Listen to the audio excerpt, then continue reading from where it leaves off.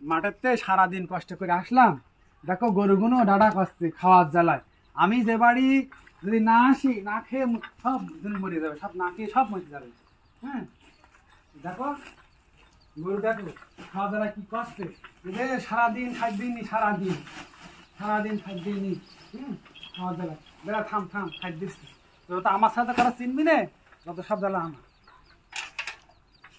খৈলটা দিয়ে দিই, ধান ঠান্ডা হবে।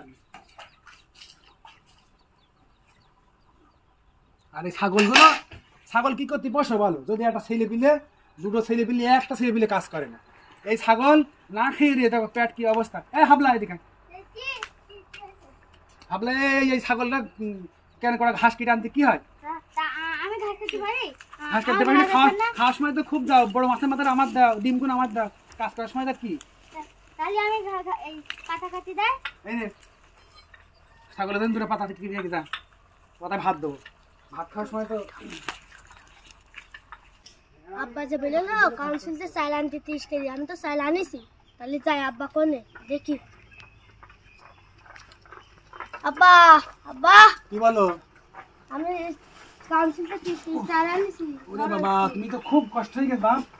কাউন্সিলই এই চাল আনা কম কষ্ট। এখন গরিব মানুষ যা সরকার থেকে যে জাল দিয়ে সব ভালো হয়ে যায়। এই জাল পাতিলাম, এই জালের খুঁটিগুলো সব নিয়ে আসলাম। আবার দেখা গেল আর বছর আবার জাল পাতবো। এখন তুমি পানি কিছু খাইছ? সকাল থেকে কিছু খাওনি? ওই কলেতে এক পেট পানি খেয়েছো। যাও যাও।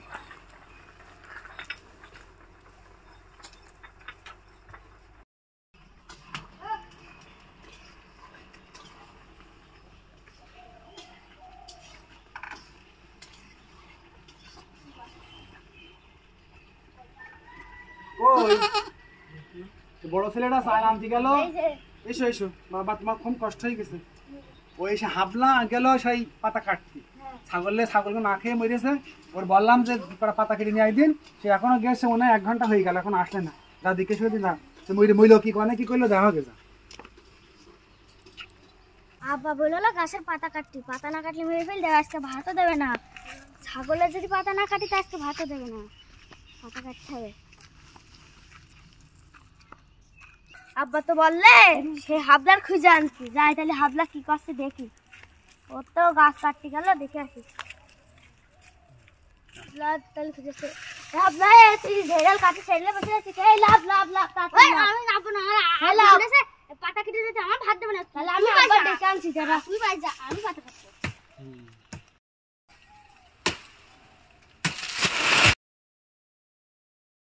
বাবা দেখো হাবলা কা ছেড়াল কাটে ছেড়লে তো পড়ে গে, মানে ওই দেখো তাড়াতাড়ি চলো। আল্লাহ কোনটা পড়ে গেল? এইখানটা দেখো। ও আল্লাহ জিপ, আল্লাহ জিপ মেরে গেছে আমার পাগল হাবলা, হাবলা পড়ে গেছে।